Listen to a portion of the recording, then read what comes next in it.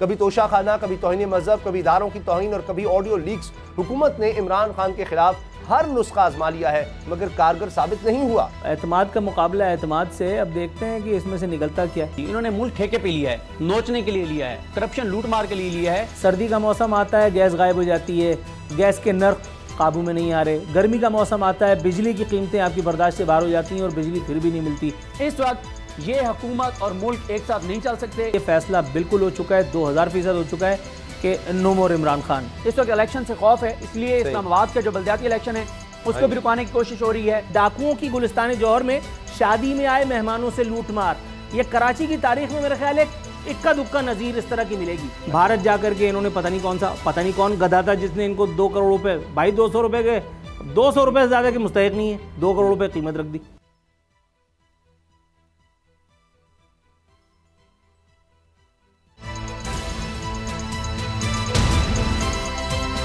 अब पता चला। बिस्मिल्लाहिर्रहमानिर्रहीम, अस्सलाम वालेकुम। मैं हूं मोहम्मद उसामा गाजी और आप देख रहे हैं पता चला। आज के प्रोग्राम में बात करेंगे गवर्नर पंजाब का गैर आईनी इक़दाम, अवाम महंगाई से परेशान, हुकूमत का सियासत पर ध्यान और बिलावल भुट्टो के सर की कीमत 2 करोड़।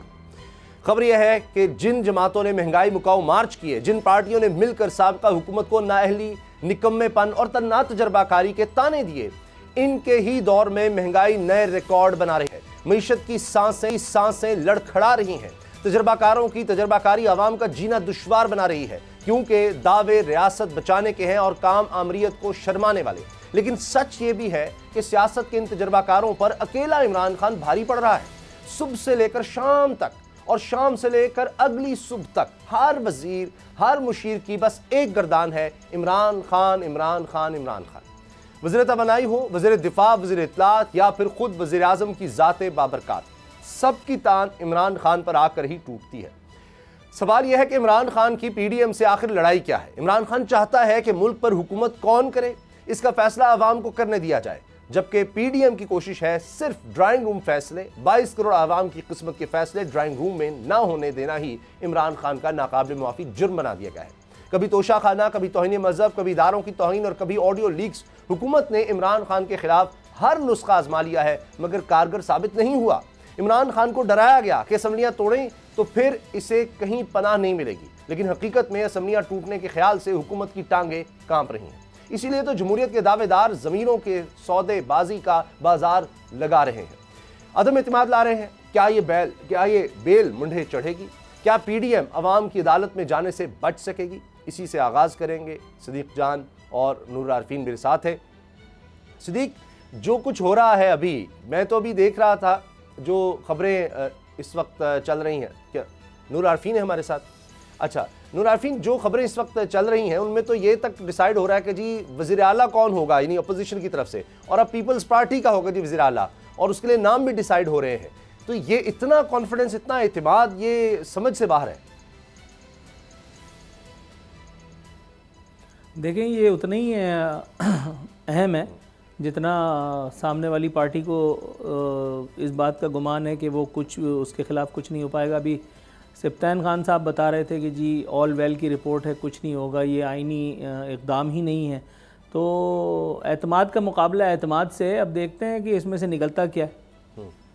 लेकिन ये जिस तरह से स्पीकर साहब ने कह दिया कि अब गवर्नर की जो समरी है वही ने रिजेक्ट कर दी, तो कल तो फिर वोटिंग नहीं होगी। अगर स्पीकर ने इनकार कर दिया, अब ये मामला तो अदालत जाएगा, तो वो जो बहरान है वो बहरान दर बहरान, तो इसका मतलब है ये कंटिन्यू करेगा। अभी पंजाब में भी और विफाक में भी, सारे सूबों में ये जाएगा, और दहशतगर्दी का भी हम मामला अलग से देख रहे हैं। पाकिस्तान में अब बहरान की आदत इतनी हो गई है कि अगर बहुत अरसे तक कोई बहरान ना हो तो अपने इदारों से शिकवा होने लगता है कि यार ये हमारे इदारे क्या कर रहे हैं, हमारे सियासतदान क्या कर रहे हैं, हमारे इंस्टीट्यूशंस क्यों बहरान पैदा नहीं कर रहे हैं।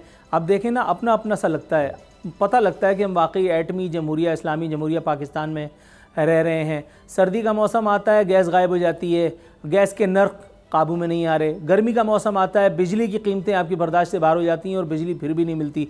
तो मैं इदारों का मशकूर हूँ, इस्टेब्लिशमेंट का, अदलिया का, सियासतदानों का, मीडिया का, मैं तमाम लोगों का मशकूर हूँ, ख़ास तौर पे पंजाब के चौधरीयों का, कि उनकी वजह से बहरान दर बहरान की ये कैफियत बरकरार है।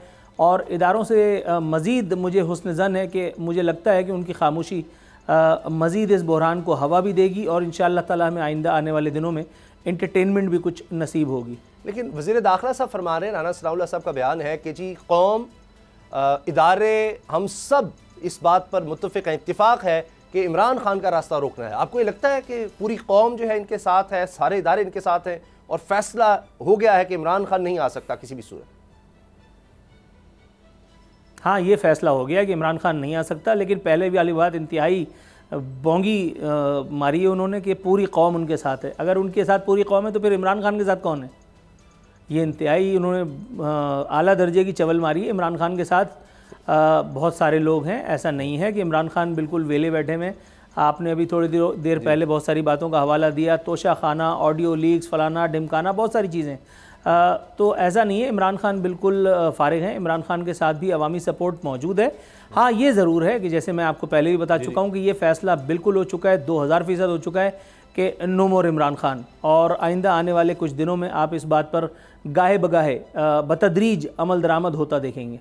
तो ये 8 महीने हो गए नूर आरफीन, हमने लगभग 30 केसेस हैं तोशा खाना से लेकर और दीगर केसेस हम देख रहे हैं। अभी पता नहीं और कितने केसेस आएंगे। ममनुआ फंडिंग का मामला है, दहशतगर्दी का भी इमरान खान पर हुआ और आपने बड़ा शदीद उस पर तनकीद की थी और वो दुरुस्त साबित हुई कि पूरी दुनिया में जिस तरह से वावेला मचा और वो फिर केस का कुछ नहीं बन सका। तौहीन के हवाले से इलेक्शन कमीशन में एक लंबे केसेस हैं। तो ये 8 महीने यहाँ तक लगे हैं, तो ये अगले 8 महीने इसी काम पर लगे रहेंगे कि इमरान खान के खिलाफ जो केसेस हैं इनको अब अंजाम तक पहुँचाना है, क्योंकि 8 महीने तो यहाँ तक आए कि 30 मुकदमे हैं। Oh yes, absolutely absolutely. Pakistan में हुकूमतें अवाम को सर्व करने के लिए नहीं आती। पाकिस्तान में हुकूमतों का काम ये होता है कि अवाम को लंबी लंबी लाइंस में लगा करके और अपना टेन्योर पूरा किया जाए। कभी अवाम को आटे की चक्की में की लाइन में लगा देते हैं, कभी पेट्रोल बहरान में मुब्तला कर देते हैं, कभी अद्वियात के लिए अवाम खज्जल हो रहे होते हैं। और अगर ऐसा ना करें तो फिर पाकिस्तान में सियासत कैसे होगी? अवाम को इसी तरह से अपने इंगेज रख करके और ये लोग अपनी हुकूमत इसी तरह से करते रहेंगे जिस तरह पिछली वाली हुकूमत कर रही थी। पिछली हुकूमत में भी बहरान दर बहरान हमें अजाब में मुब्तला किया हुआ था। इस हुकूमत में ज़ाहिर है आप देख ही रहे। आज अभी थोड़ी देर पहले आते हुए देखा मैंने, 2.25 लाख रुपए का जो है वो सोना फी तोला पहुंच गया है। डॉलर की कीमत जो है वो आप देख लीजिए कहाँ जा कर के खड़ी हो गई है। और ऊपर से एक कॉस्मेटिक, और अल्लाह जानता है मुझे ये सुन करके खुशी नहीं हुई बल्कि मुझे कोफ्त हुई कि जी नवाज शरीफ के आने से पहले आपने जो है वो पेट्रोलियम प्राइसेस को 190 पे लाना है।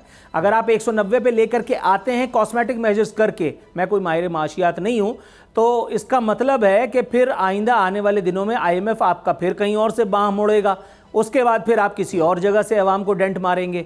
अभी आप सुन लीजिए, थोड़ी देर पहले ही मैं देख रहा था कि शायद 31 रुपये, अब ये अगर हवाई है तो मैं कह नहीं सकता, लेकिन 31 रुपये ना भी सही तो भी बिजली की कीमतों में, गैस की कीमतों में जबरदस्त किस्म के इजाफे का इम्कान है। ये तो भाई अगर आप वहां से सारा नुकसान पूरा कर रहे हैं, टॉप स्टोरी में हमने आगे यही बात करनी है इसी पर और बाकायदा मुआवजा करेंगे महंगाई का। और ये बिल्कुल दुरुस्त है, 31 रुपये फी यूनिट ये तजवीज़ है, इसीलिए फिर मार्केट्स बंद करने की और दीगर बातें भी हैं, वो टॉप स्टोरी में बात करेंगे। अभी ब्रेकिंग न्यूज़ में ये खबर अजीब नहीं लगती आपको कि चौधरी शुजात साहब अपने भाई को छोड़कर, परवेज़ इलाही साहब को छोड़कर कह रहे हैं कि पीपल्स पार्टी का होगा वज़ीर आला? चले, एक तो ज़ाहिर हाइपोथेटिकल बात है, लेकिन फिर भी, और नून लीग भी मान गई है कि अगर ऐसा कुछ होता है तो फिर नून लीग का स्पीकर होगा, डिप्टी स्पीकर होगा, वज़ारत आला पीपल्स पार्टी को दी जाएगी। या तो उनको यकीन है कि ऐसा कुछ होने नहीं जा रहा, वरना वो पंजाब भी पीपल्स पार्टी के हवाले करेंगे, ये समझ से बाहर है। और चौधरी शुजात साहब जो है वो भी पीपल्स पार्टी को दे देंगे, परवेज़ इलाही साहब ये मान जाएंगे, उनके बगैर, उनके माने बगैर तो सब हो नहीं सकता। बात ये भाई कि परवेज़ इलाही या चौधरी शुजात, मतलब ये तो सिर्फ आप हुस्न ज़न में नाम ले रहे हैं। अगर ये इस किस्म की कोई तजवीज़ आई है और इस किस्म की कोई बात आई है तो वो तो आपको भी पता है कि वो कहाँ से आई होगी। और फिर आपको लगता है पाकिस्तान में कोई सियासतदान किसी की रीढ़ की हड्डी में इतना गूदा है, इतना पानी है कि वो खड़ा हो जाए इस तजवीज़ के आगे? No sir. आपके ख्याल में आसिफ अली जरदारी ने जो बेनज़ीर का ख़त था, बेनज़ीर ने वो ख़त लिखा था कि जी अगर मुझे कुछ हो गया तो 3 लोग जिम्मेदार होंगे, उसमें से एक नाम चौधरी परवेज़ इलाही का था। उसके बाद बेनज़ीर को कुछ नहीं, बहुत कुछ हो गया। उसके बाद आसिफ अली जरदारी चल करके गए और डिप्टी वज़ीर आज़म बना दिया। सियासत के सीने में दिल कहाँ होता है भाई? सियासत तो फ़ायदे और नफ़ा नुकसान का काम है। चौधरी परवेज़ इलाही ने अपने बड़े भाई के साथ जो कुछ किया, क्या वो तारीख़ नहीं है? क्या वो कैरेक्टर का मुजाहरा कर रहे हैं? नो, बिल्कुल भी नहीं, बिल्कुल भी नहीं। उनको पता है कि उनकी रोटियां जहां से लगी हैं वो वहां पे जा करके और सजदा करने की कोशिश कर रहे हैं और दोनों तरफ से डबल विकेट पे खेलने की जो है वो आदत बद में मुब्तला है। लेकिन इसी तरह से चौधरी शुजात साहब का मामला है, उनको जो हुक्म हुआ है अब उन्होंने उस पर आमन्ना सदकना कहना है। आपके ख्याल में वो इमरान खान जो चौधरी परवेज इलाही के साहबजादे को मुंह तक नहीं लगाते थे, वो इमरान खान जो मुनिस इलाही को वजीर बनाने से कतरा रहे थे और उस पर खासा जो है वो ले दे भी हुई थी, अचानक से वो इतने प्यारे कैसे हो गए मुनिस इलाही कि एक तरफ से तो अब्बा जान इमरान खान के खिलाफ तबले जंग बजाते हैं और दूसरी तरफ से वो जाकर के इमरान खान के पांव पड़ जाते हैं, पाए लागू कर रहे होते हैं। भाई ये सब नजरिया ज़रूरत के पैरोकार हैं, दैट्स ऑल। जी अच्छा, अब आते हैं टॉप स्टोरी पर जिसका जिक्र आपने नूर आरफीन किया। सदीक जान हमारे साथ हैं। 31.60 रुपये फी यूनिट बिजली महंगी, 31.60 ये महंगी होनी है पर यूनिट का तो आप छोड़ दें। कभी हम सोचते थे कि जनाब वो कहते थे कि 16 रुपये से, इमरान खान ने बड़ा जुल्म किया, 16 रुपये पर लगाया फी यूनिट, हम 12 पर ले जाएंगे। मिफ्ता इस्माइल साहब ऑन रिकॉर्ड कह चुके हैं अब 31.60 मजीद महंगी करनी है। तो इसके बाद कहा यह जा रहा है कि 94 रुपये फी यूनिट, ये कमर्शियल सार्फिन के लिए टैरिफ जा सकता है, 94 रुपये एक यूनिट और फिर 80 रुपये फी यूनिट सनत के लिए। तो ये कैसे मुल्क कैसे चलेगा इतना, और 700 अरब रुपए मजीद इकट्ठे करने हैं, यानी आप समझे कि सब्सिडी खत्म करना या टैक्स लगाना दूसरे मानों में। जो कीमतें उस पर भी अगर हम जाएं तो भारत तो ये वक्त ही खत्म हो जाएगा। एक चीज़ की अगर मैं कीमत बताऊं कि कहां से कहां पहुंच चुकी है, 2 गुना से भी ज़्यादा 8 महीने में इजाफा हो गया है। ये कैसे ये हुकूमत चल रही है, क्या सोच कर आगे बढ़ रही है? अब इनको ख्याल आ गया कि तरक्की याफ्ता मुल्क में तो सुबह जो है वो 3-4 बजे हो जाती है और शाम 6 बजे सब कुछ बंद हो जाता है, लिहाजा हमने 8 बजे हर कारोबार बंद कर देना है। तो ये 8 महीने पहले क्यों ना सोच आई फिर, अगर इतनी ही तरक्की का ये नुस्खा था तो? देखें, बात यह है कि मुल्क चलाने के लिए तो इनको हुकूमत दी नहीं गई थी, मुल्क लूटने के लिए इनको दी गई थी। इन्होंने मुल्क ठेके पे लिया है, नोचने के लिए लिया है, करप्शन लूट मार के लिए लिया है, पहले से जो इनकी करप्शन लूट मार थी उसको खत्म करने के लिए लिया है। अगर आप ठेका लें 3 एकड़ का और उसके ऊपर दरख्त लगे हुए हों और आप लें ही इसी शर्त के ऊपर कि आप जितने भी दरख्त काटेंगे वो जाहिर है आपने तो ठेका लिया दरख्तों की कटाई का और उनको बेचने का, और हम सारे बाहर से खड़े होकर कह रहे हो कि यार देखो 3 एकड़ के ऊपर लगे हुए दरख्त काट रहा है ये शख्स, ये क्या कर रहा है, ये जुल्म कर रहा है, ये माहौलियाती दहशतगर्दी है, ये माहौलियात की तबाही है। पहले पाकिस्तान बड़ा माहौलियात से तबाह है, बड़ा जुल्म हो रहा है, बड़ी ज्यादती हो रही है, बड़ा नुकसान होगा मुल्क का। आप कहेंगे भाई मैंने तो लिए इसी शर्त के ऊपर है ये 3 एकड़ कि जो इसके ऊपर लगे हुए दरख्त हैं वो मैंने काटने हैं। इनको इसी डील के तहत ये हुकूमत दी गई थी, इन्होंने इसी डील के तहत ली है, इन्होंने एहसान किया कुछ लोगों पे, उनके कहने पे इन्होंने हुकूमत ली, इन्होंने अपनी सियासत को बर्बाद किया। अब इनको हुकूमत देने वालों को भी पता है और लेने वालों को भी पता है। देने वालों को पता है कि हमने इनको हुकूमत क्यों दी थी, किन शराइत पे दी थी, क्योंकि इन्होंने हम पे एहसान किया, क्योंकि इन्होंने डिलीवर किया, क्योंकि इन्होंने इमरान खान के खिलाफ अपनी सर्विसेज प्रोवाइड की। तो उसके बदले में इन्होंने बताया हुआ था कि हमने क्या करना है। ना तो ये बिजली सस्ती करने के लिए आए थे, ना ये आटा सस्ता करने के लिए आए थे, वरना बताया ना वो शहबाज शरीफ साहब ने कपड़े बेचने थे और आटा सस्ता करना था केपीके में, क्यों नहीं बेचे वो कपड़े? ये इनके पास तो जहर खाने के पैसे नहीं थे। अब आज इन्होंने जो ऐलान किया है कि जनाब मार्केटें 8 बजे बंद हो जाएंगी, असूली तौर पर मैं इससे इतफाक करता हूं कि पाकिस्तान के अंदर ये है कि रात 12-1 बजे तक मार्केटें खुली रहती हैं। दुनिया के बहुत से मुल्क हैं जहां पे आप देखें कि बहुत जल्दी मार्केटें बंद हो जाती हैं। हमारा तो ये होना ही चाहिए कि अर्ली मॉर्निंग दुकानें खुलनी चाहिए और दिन में शॉपिंग होनी चाहिए, जितना हमारे एनर्जी क्राइसिस है। लेकिन बात यह है उसामा गाजी साहब जी, अगर आप मुझसे कुर्बानी ले रहे हैं कि यार हम इस वक्त क्राइसिस में हैं, आप कुर्बानी दें और मैं कुर्बानी दूं, और आप अयाशियां कर रहे हो, आप मजे कर रहे हो, आप फजूल चीजों पे पैसा खर्च कर रहे हो, तो मैं तो चीखूंगा ना भाई। मैं तो कहूंगा कि मुझसे आप कुर्बानी एक्सपेक्ट करते हैं, मुझसे आप कुर्बानी लेना चाहते हैं, खुद आप ये अयाशियां कर रहे हैं, ये फजूल में पैसा खर्च कर रहे हैं। एक तरफ आपकी जो है वो 100 के करीब सरकारी ओहदेदार हैं, काबीना को मिला के आप अयाशियां कर रहे हैं, आप लूटमार कर रहे हैं, आप अपने आप को बरी करवा रहे हैं। अब आप ये जो 8 बजे मार्केटें बंद कर रहे हैं, आप कह रहे हैं कि 8 बजे मार्केटें बंद करने से और 20% सरकारी मुलाजमीन के वर्क फ्रॉम होम करने से आप कह रहे हैं कोई 70-80 अरब रुपए की बचत हो जाएगी। दूसरी तरफ आपने 1100 अरब रुपए का अपने आप को एनआरओ दे दिया। इसी प्रोग्राम में हमने स्टोरी की कि 72-73 अरकान असम्बली ने 1100 अरब को एनआरओ दे दिया। तो उस 1100 अरब में से भाई आप कोई 100 अरब रिकवर कर लेते ना, तो अब आपको पूरे मुल्क से कुर्बानी ना लेनी पड़ती। दूसरी बात यह है कि जब तक आप खुद कुर्बानी नहीं देंगे, अवाम कुर्बानी नहीं देगी, आप देखेंगे कि ताजिर इसको मुस्तरद करेंगे, इनके मामला गड़बड़ होंगे और इनके लिए मुश्किलात होंगी, और होनी भी चाहिए। जब ये खुद इस वक्त करप्शन लूटमार कर रहे हैं, 2 अरब रुपए इन्होंने दौरों पे खर्च कर दिए हैं एक वजीर खारजा ने, और खुद ये याशियां कर रहे हैं। जो मुंह उठाता है उसको वो बोलता है, उसको वजारत दे देते हैं। एमकेएम थोड़ा सा इशारा करती है, उनको नवाज देते हैं। तो वो बाप वाले बात करते हैं, उनको नवाज देते हैं। जो जिसने थोड़ा सा भी इनकी मदद की है और एक लिस्ट उधर से आ जाती है जो इनको लाए हैं, कि इसको भी ओहदा दे दो, इसको भी ओहदा दे दो, इसको भी, उनको भी ओहदे मिल जाते हैं। एक तरफ आप जो है हर दूसरे बंदे को वफाकी वजीर बना रहे हैं, दूसरे बंदे को वजीर मुमलिकत बना रहे हैं, हर एक को मुशीर बना रहे हैं, मामले खुसूसी बना रहे हैं, अयाशियां कर रहे हैं, पैसा खर्च कर रहे हैं, लूट मार कर रहे हैं, एनआरओ दे रहे हैं, करप्शन माफ कर रहे हैं, और आइंदा के लिए भी करप्शन को लीगलाइज कर रहे हैं। और अवाम से आप एक्सपेक्ट करते हैं कि अवाम कुर्बानी दे। क्यों दे अवाम कुर्बानी? ये मुल्क को उस नहज पर लेके जा रहे हैं। और ये तो ये कहते थे ना कि नैब और मुईशत एक साथ नहीं चल सकते। इस वक्त ये हुकूमत और मुल्क एक साथ नहीं चल सकते। इनको लाने वाले और इनको अभी तक चलाने वालों को फैसला करना होगा कि आपने मुल्क की और कितनी तबाही करनी है, कितनी बर्बादी करनी है और कितनी बुनियादें खोखली करनी है मुल्क की। ये तो होता रहेगा। और ये मैं आपको बता दूं उसामा गाजी साहब, जितने किरदार हैं, इनको लाने वाले, इनको चलाने वाले, इनको हुकूमत में रखने वाले, ये सारे के सारे किरदार जो हैं, ये कभी नहीं तारीख में इनको भुलाया जाएगा। हमेशा इनके नाम सामने रहेंगे लोगों के कि ये लोग थे।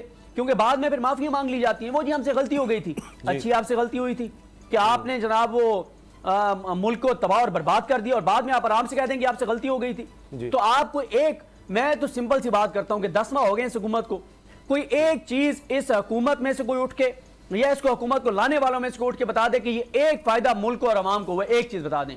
भाई इमरान खान पे आप तनकीद करते थे, आप कहते थे इमरान खान सिलेक्टेड है और वो लाए हैं, वो लाए हैं, वो लाए हैं। और भाई बात ये है कि इमरान खान के वक्त भी जो मुआशी फैसले थे सारे, उसमें सारे इदारे ऑन बोर्ड थे। और अब भी आप देख लें, शहबाज शरीफ सब कहा करते थे कि पेट्रोल और डीजल की कीमतें तब बढ़ाऊंगा जब DGI और आर्मी चीफ आके और कौमी सलामती कमेटी की इजलास में बैठेंगे, जब चीफ जस्टिस पाकिस्तान आके बैठेंगे, जब जो हाई कोर्ट के चीफ जस्टिस हैं वो आकर बैठेंगे, तब हम पेट्रोल डीजल की कीमतें बढ़ाएंगे। और फिर हमें बताया कि डार साहब आ गए, बड़ी ब्रेकिंग न्यूज चली, डार से डॉलर डर गया, ये हो गया, वो हो गया। आज फिर डॉलर की कीमत में इजाफा हो गया। तो वो कहां है, वो 200 से कम पे डॉलर लेके जाना था। तो बात यह है कि मुल्क हर आने वाले दिन के साथ कमजोर हो रहा है, क्राइसिस बढ़ रहा है, तबाही बढ़ रही है, बर्बादी बढ़ रही है। इस हुकूमत को लाने वाले भी जिम्मेदार हैं और इस वक्त इसको चलाने वाले भी जिम्मेदार हैं, इनको बचाने वाले भी जिम्मेदार हैं। अच्छा, अब ये 31 रुपये 60 पैसे फी यूनिट बिजली महंगी, 100% गैस महंगी, और मेरे पास पूरी तफसील है। 8 महीने में आटा 20 रुपये किलो महंगा हुआ। ये कम अज़ कम कीमत में बता रहा हूँ, कम अज़ कम, ये इससे आगे हो सकती है। 85 रुपये से बढ़कर 105 रुपये किलो आटा जनाब। जो 20 किलो का थैला है 1700 से 2100 रुपये का हो गया। अंडे 170 से 290 रुपये। प्याज 210 रुपये फी किलो से 60 रुपये महंगा होता है 270 रुपये पर पहुंच चुका है। टमाटर 40 रुपये महंगे होकर 140 रुपये से 180 रुपये, और इसी तरह से आलू 40 रुपये महंगे होकर 50 रुपये से 90 रुपये फी किलो। घी जो है वो 460 से बढ़कर 560 पर पहुंच गया। चावल फी किलो 120 रुपये से बढ़कर 200 रुपये से बढ़कर 320 रुपये, यानी 120 रुपये इनमें इजाफा हुआ है। गोश्त इसी तरह से 400 रुपये किलो इजाफा, ये सिर्फ 8 महीने की बात है। और बड़ा गोश्त जो है यानी बीफ, ये इसमें 250 रुपये किलो इजाफा, 700 रुपये से बढ़कर 990 रुपये पर हो गया। दूध भी बढ़ चुका है। पूरी लिस्ट मेरे पास है। तो नूर आरफीन, ये चीज़ें या तो फिर ये जो हमारे बड़े बड़े जितने भी पार्लियामेंटेरियन या अफसरान हैं सरकारी, उनके लिए भी फिर ये मराहत खत्म होनी चाहिए। मुफ्त बिजली, मुफ्त पेट्रोल, उनके लिए तो दुनिया की महंगी तरीन गाड़ियां मंगवाई गई हैं। कोई मिनिस्टर V8 से कुछ 8-10 करोड़ से छोटी गाड़ी में बैठता ही नहीं। जी हाँ, ये बड़ी अफसोसनाक बात है कि 2 टके का आदमी और 2.5 करोड़ की गाड़ी उसको मिली हुई है। ये बड़ी ही वाकई अजीब सी बात है, मेरी समझ में नहीं आता। उल्टा ही चलन है, उल्टा ही चलन है। मैं अभी देख रहा था, मुझे खान साहब की चाहे किसी भी बात से इत्तेफाक ना हो, लेकिन वो हेल्थ कार्ड वाली जो बात थी, मैं उससे बारहा उस बात पर उनकी मदद कर चुका हूँ, सताइश कर चुका हूँ। एक और मौका मुझे मिला है, मैं इस बारे में बात करूँगा। पाकिस्तान में चाहे नवाज शरीफ ने हेल्थ कार्ड दिया हो, चाहे इमरान खान ने, शायद ये उन इक्का दुक्का वाक़यात में से एक था जिसमें अवाम दोस्ती हुकूमतों की छलका करती थी। निजी अस्पताल में इलाज कराना आवाम के बस की बात नहीं है, इसका ख्वाब भी नहीं आता। लेकिन अब थोड़ी देर पहले ही मैं सुन रहा था कि उस एक बजट को भी जो है वो रोक दिया गया है। अब आप इसमें इमरान दुश्मनी ढूंढें या कोई और चीज़, कोई और जज्बा इसमें कार फरमाओ, ये आवाम दोस्ती तो बहरहाल नहीं है। अंडों की, टमाटर की, घी की, चावल की कीमतें जो आप बता रहे हैं, ये आवाम का बेसिकली क़िताल हो रहा है, ये आवाम का जमहूरी क़िताल हो रहा है। और इसके जिम्मेदार ये तमाम फैक्टर्स हैं जिसके बारे में हम यहाँ बात कर रहे हैं। बात को यहीं से जोड़ेंगे। ये जो आवाम के क़िताल की बात की है, और ये है अब तो यह हाल हो गया है कि बाप के सामने बच्चों को भी कत्ल किया जा रहा है। आरफी नामा में ब्रेक के बाद।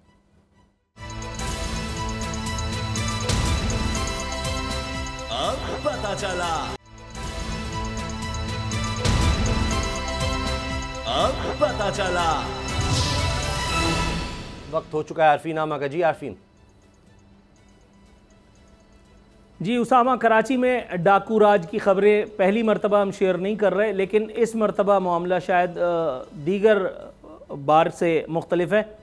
इस मरतबा भी वही फिल्मी बातें कामरान टिसोरी या हज़रत कामरान टिसोरी की जानिब से आई हैं। उन्होंने कहा लुटेरों को निशान इबरत बनाया जाए, और जो लुटेरे हैं जो रूप बदल बदल के महाजिरों को डसते रहे हैं और जिन्होंने अब छोटी छोटी दुकानें खोल ली हैं, अब जो अल्ताफ़ हुसैन के साए तक से फ़रार हासिल करने के तमन्नाई है, उनको गवर्नर हाउस में बिठा करके उनसे चाय पानी जो है वो तय किया जा रहा है।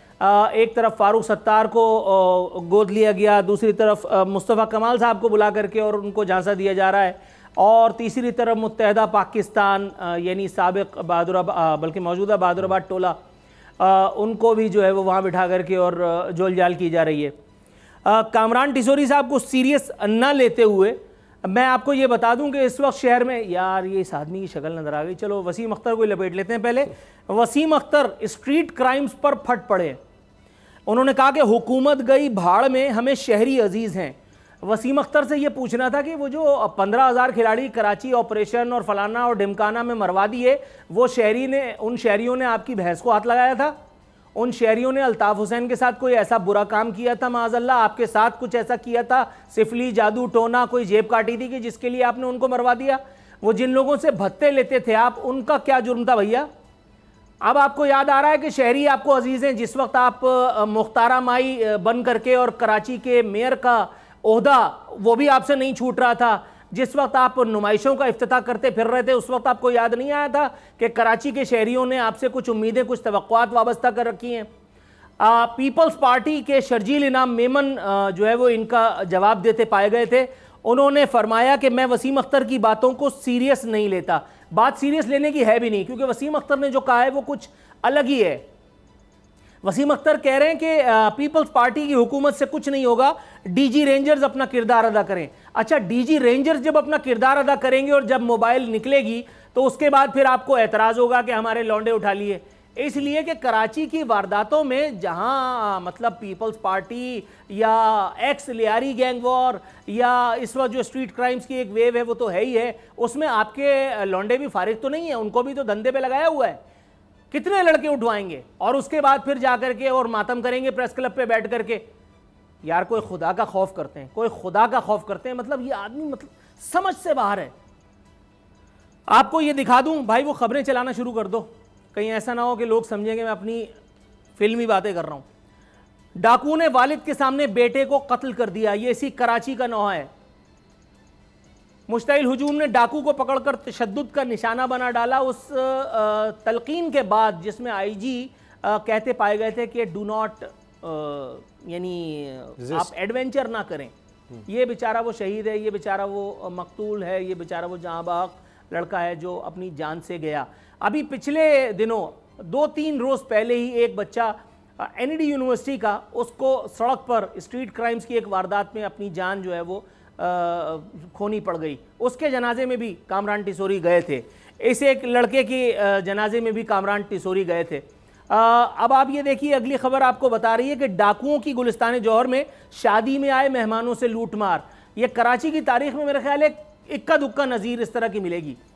शादी हॉल 13D कराची का मसरूफ तरीन इलाकों में से एक, और वहां दंदनाते हुए घुस गए, बाकायदा लूटमार की और उसके बाद अपनी अपनी मोटरसाइकिलों पे बैठ करके और दफा हो गए। कोई पुलिस वाला वहां मौजूद नहीं था, कोई कानून नाफिज करने वाला इदारा वहां मौजूद नहीं था, मतलब वो लोग भी मौजूद नहीं थे कि जिनसे वसीम अख्तर को इस वक्त उम्मीदें हैं और पिछली मरतबा उनको शिकवा शिकायत था। सही। अगली खबर आपको बता रही है, डाकुओं ने 4 शहरियों को फायरिंग करके जख्मी कर दिया। जी। उससे अगली खबर आपको बताती है कि कोरंगी में दुकान लूटने के दौरान फायरिंग शहरियों के तशद्दुद से डाकू हलाक, दूसरा जख्मी। अब आप मुझे ये बताइए कि कामरान टिसोरी साहब जो MQM के फ्रैक्शंस को एक जान करके और एक मुत्तहदा बनाने के मिशन पे अंकल लोगों की तरफ से मामूर किए गए, जिसके जुर्म में उनको ये गवर्नर का ओहदा भी मिला है, इनके लिए क्या अवाम की जान माल इज्जत आबरू उनका तहफ्फुज इंपॉर्टेंट हो सकता है? और अगर ऐसा ही है तो क्या उन लोगों को जो कालिब बदल के, रूप बदल के, भेष बदल करके गवर्नर साहब के आंगन में बैठ करके और चाय की चुस्कियां ले रहे थे, उनके साथ फिर गवर्नर का रवैया इतना ही मुशफिकाना होना चाहिए था? ये दोनों मुतजाद बातें मेरा ख्याल है अवाम को समझ में आ रहा होगा, गवर्नर साहब समझे या ना समझे। अब आते हैं इनसाइड स्टोरी पर। हम देख रहे हैं कि तहरीक इंसाफ आगे बढ़ रही है पूरे प्लान के साथ। अब ये कहा जा रहा है कि कौमी असम्बली में भी जाकर जो 123 अरकान बाकी रहते हैं जिनके इस्तीफे पहले मंजूर नहीं किए गए, अब दोबारा शामिद कुरैशी के साथ वो जाएंगे और जाकर कहेंगे जी हमारे इस्तीफे मंजूर किए जाएँ। सिद्दीक जान, क्या ये मानेगी पीडीएम? अब इसके हवाले से भी कोई नया बहाना तलाश किया जाएगा और कुछ और काम किया जाएगा? देखें, बात यह है कि ये बेचारे पहले बड़े बड़े दावे करते हैं, कहते हैं जनाब आप इस्तीफ़े दें, क्यों नहीं देते, इस्तीफ़े आएंगे फ़ौरन मंजूर कर लेंगे। फिर कासिम सूरी साहब इस्तीफ़े मंजूर करके गए थे, ये आए, इन्होंने वो सारा मामला बिल्कुल ख़त्म कर दिया और दोबारा इन्होंने 11 इस्तीफ़े जो हैं वो मंजूर किए। और फिर उसके बाद ये वो बंदा तलाश करते रहे कि वो कौन था जिसने हमें धक्का दिया, वो कौन था जिसने कहा था कि 11 इस्तीफ़े मंजूर कर लो, वो कौन था जिसने कहा कि इन हलकों में अगर आप इलेक्शन करवा लें तो हम आसानी से जीत जाएंगे, वो कौन था जिसने बैठ के जमा तफरी की थी और कहा था कि हाँ इन हलकों में हमारे 75 हज़ार वोट ज़्यादा हैं, अगर हम मिल के लड़ें। उसके बावजूद 8 में से 8 नशिस्तों पर इलेक्शन हुआ था, क्योंकि एक शकूर शाह साहब वाला इस्तीफ़ा जो है वो मामला अदालत से रुक गया था। पीछे 10 सीटें रह गई थी, 10 में से जो है वो 3 जो हैं वो मखसूस नशिस्तें थी। और उसके बाद फिर ये हुआ कि जिन पे इलेक्शन हुआ उनमें से एक सीट सिर्फ ये जीत सके जो कराची वाली थी, बाकी जो है वो इमरान खान साहब वो नशिस्तें जीत गए थे। अब इस सारे सूरत हाल में ये कभी भी इस्तीफ़े मंजूर नहीं करेंगे और ये इसलिए इस्तीफ़े मंजूर नहीं करेंगे, इन्हें पता है कि इस वक्त ये सारी जमातें मिलकर भी इमरान खान का मुकाबला नहीं कर सकते, इसलिए ये मजीद इस्तीफ़े मंजूर नहीं करेंगे। लेकिन तहरीक इंसाफ की जानिब से ये जो मूव शुरू हुई है इसका उनको सुप्रीम कोर्ट ऑफ पाकिस्तान में फ़ायदा होगा। सुप्रीम कोर्ट में एक मामला लेकर गए थे फैसल चौधरी एडवोकेट साहब, फैसल साहब ने वहाँ पर ये इस्तदा की थी अदालत से कि या तो ये 11 भी मंजूर ना किए जाएं या सारे के सारे मंजूर किए जाएं। पहले उन्होंने इस्तदा ये थी कि सब इकट्ठे 123 इस्तीफे मंजूर किए जाएं। उस पर अदालत ने ये सवाल उठाए थे कि क्या आपका एक एक रुकन गया स्पीकर के पास, क्या उसने जाके तस्दीक किया कि ये मेरा इस्तीफा है?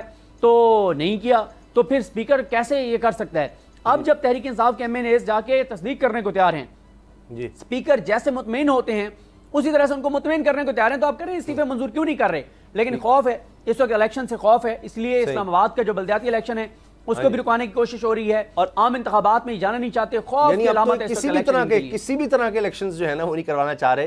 ज़िमनी इलेक्शन हो या इस्लामाबाद के इलेक्शन हो, यहीं से इनसाइड स्टोरी को कंटिन्यू करेंगे ब्रेक के बाद।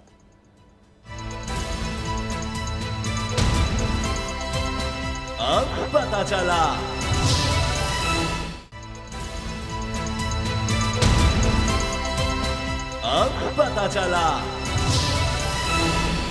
इनसाइड स्टोरी में बात कर रहे थे कौमी असम्बली में तहरीक इंसाफ के इस्तीफों की।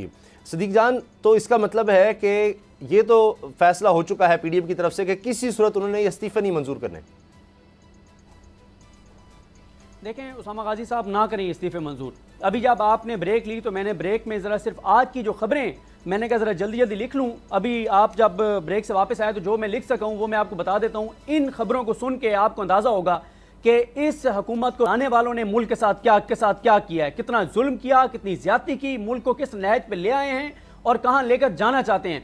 पहली ये जल्दी जल्दी खबरें पढ़ता जाऊँगा कि जी ये एतमाद का वोट अगर कल ना लिया जो वज़ीर आला पंजाब है उन्होंने, तो सीएम हाउस को सील कर देंगे, ये वफाकी वज़ीर दाखिला कह रहे हैं, यानी वफाक और पंजाब आमने सामने।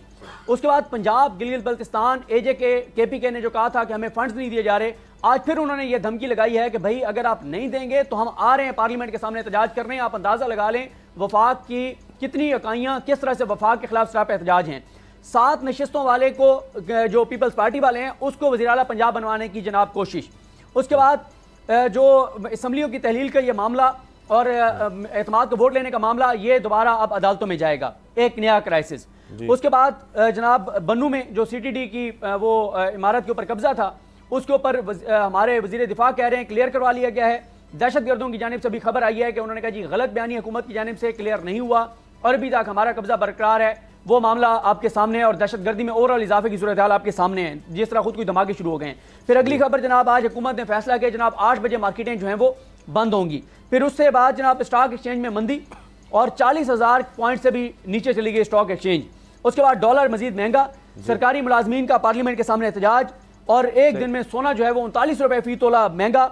IMF पुरगैम बहाली के लिए हुकूमत की दोबारा IMF से भीख, और कौमी असम्बली के इस्तीफों की मंजूरी का मामला हम बात कर चुके हैं। बिजली की महंगाई की बात कर चुके हैं। गैस का बहरान शदीद हो गया, गैस महंगी की जाएगी और आ भी नहीं रही। बल्दियाती इलेक्शन इस्लामाबाद में मुलतवी कराने की कोशिश और सैलाब ज़दगान की मुश्किलात में इजाफा। ये वो खबरें हैं आज की, ये पुरानी नहीं बता रहा आपको, एक पिछले 10 माह की नहीं बता रहा, आज की बता रहा हूं। इस ब्रेक के दौरान जो मैंने आज की खबरें लिखी हैं, ये इस मुल्क के साथ किया गया है, ये इस मुल्क के साथ हो रहा है। आप शौक पूरे कर लें, आप ऑडियोज और जारी कर दें फेक, आप इमरान खान को नायल भी करवा के देख लें, कोई मसला नहीं है। मुल्क आपने ठेके पे दे दिया है इनको लूटने के लिए, नोचने के लिए, बर्बाद करने के लिए, तबाह करने के लिए, कमजोर करने के लिए। आपको फायदा हो रहा होगा, लेकिन अवाम को तो ये मिला है जो एक दिन की खबरें मैंने आपके सामने रख दी हैं। वायरल स्टोरी पर आते हैं नूर आरफीन। चलें, यहाँ कम से कम साहब कुछ एक हीरो की मानंद नजर आ रहे हैं कि 2 करोड़ रुपया उनके सर की कीमत भारत की बीजेपी पार्टी की तरफ से, उनके एक रुकन की तरफ से मुकर्रर की गई है, क्योंकि उन्होंने मोदी को कसाई कह दिया गुजरात का। तो इस वजह से तो ये नज़र आ रहा है कि वहाँ पर यानी कि फाशिस्ट गवर्नमेंट है, और बिलावल साहब ने बड़ा एग्रेसिव स्टांस लिया इस मामले पर। जी हाँ, कल मतलब इस बारे में बात भी हो रही थी, और सिद्दीक जान ने भी कल इस बारे में इज़हार ख्याल किया। मैं समझता हूँ बिलावल के लिए इससे बड़ी खुशी की खबर नहीं हो सकती कि सिद्दीक जान ने इस बात पर उनकी मदद की है। तो मैं तो गरीब आदमी हूँ, मैं क्या उनके लत्ते लूँ।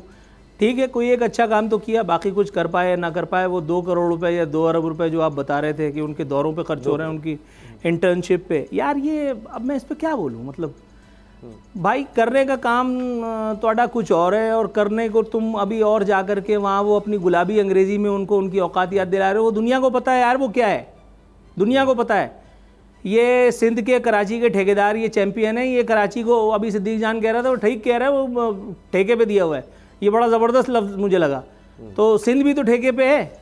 सिंध के ठेकेदार वहाँ जा कर के लोगों से भीख मांग रहे थे, सैलाब ज़दगान की मुश्किलात में इजाफा फलाना।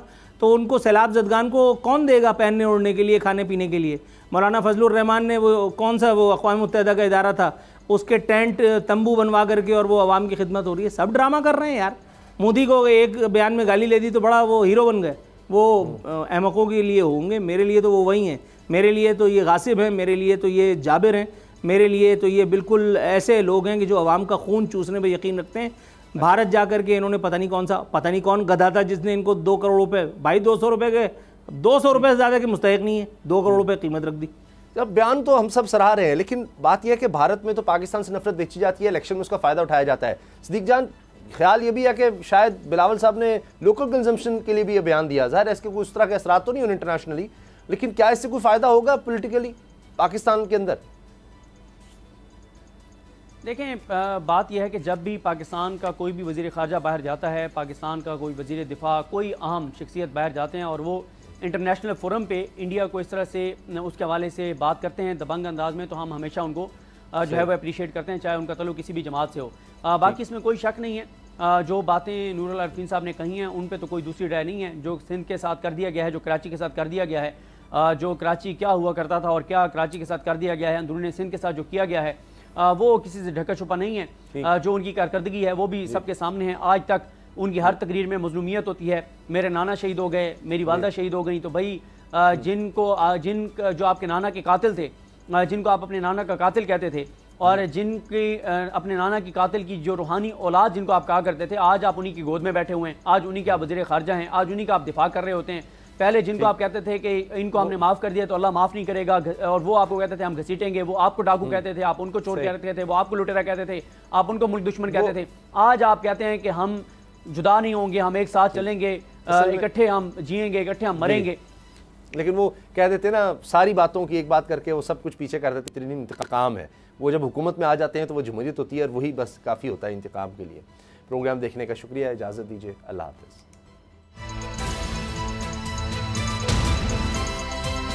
अब पता चला।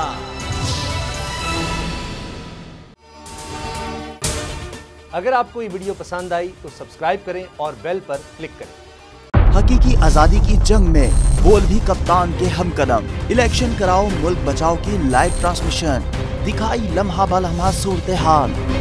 रील और रेटिंग में भी बोल न्यूज रहा नंबर 1। सब्सक्राइब करें और बेल दबाएं ताकि कोई खबर रह न जाए।